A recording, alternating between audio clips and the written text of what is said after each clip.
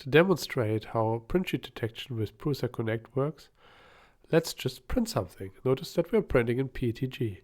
We will send it straight to Prusa Connect and tell it to print straight away. What will happen next is that Prusa Connect will upload the file to our printer and it should start printing right away. And indeed, that is what is happening. The printer is homing and moving its Z-axis up. Oh, but it looks like we still got our smooth PIE sheet on there. Normally, this would lead to a broken sheet because PETG sticks too well on this sheet and I would probably have to buy a new one. Luckily, that is where print sheet detection comes to our rescue.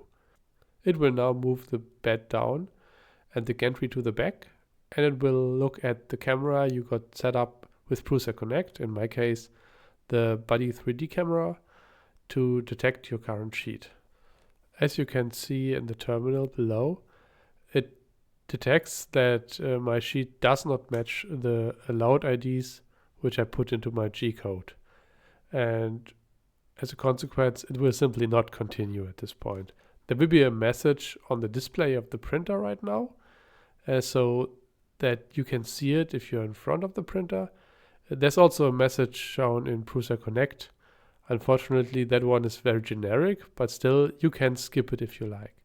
So now I'm changing the plate just to see what happens then. So now I put in a satin sheet, which is compatible with PETG. And in a minute you will see that it detects that this one is on the allowed list, and it just did. And now it will continue your print. And that's it. Thank you for listening.